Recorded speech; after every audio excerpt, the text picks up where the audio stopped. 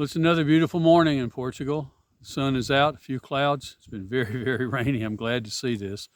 I thought I'd move my face a little further from the camera for a change so that you can see some of the scenery. What you see behind me is the early morning light glittering on olive trees. It's really pretty. I'm going to read 3 poems this morning.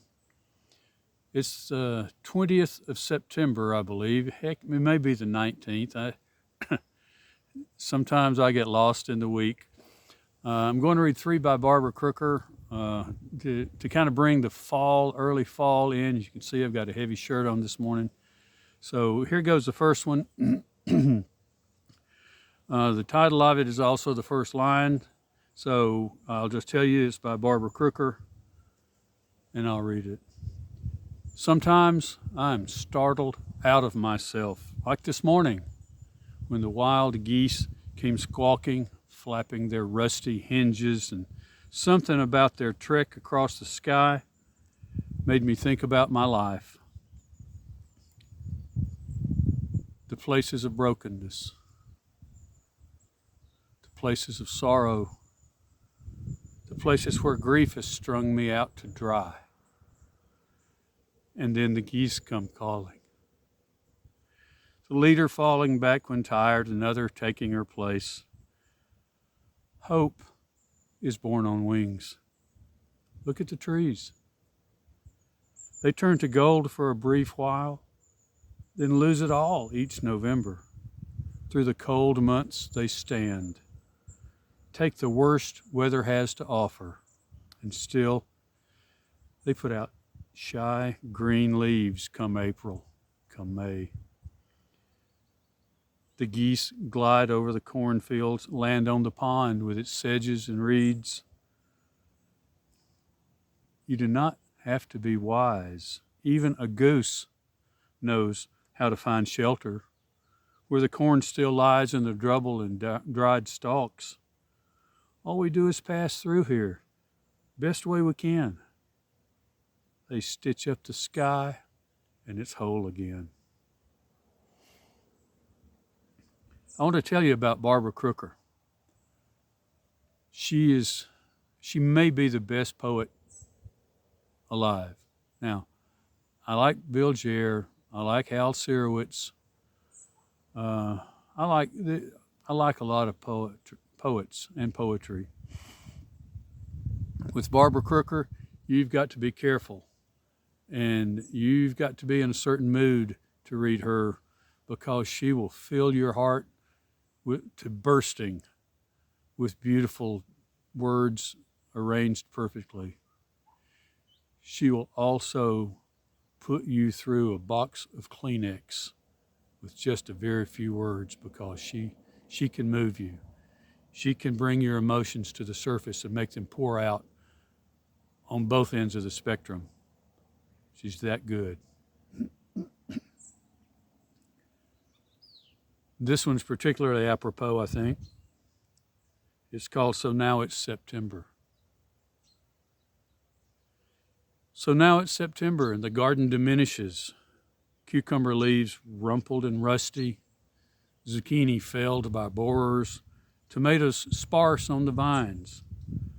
But out in the perennial beds, there's one last blast of color, ignitions of goldenrod, flamboyant asters, spiraling mums, all those flashy spikes waving in the wind, conducting summer's final notes. The ornamental grasses have gone to seed, haloed in the last light.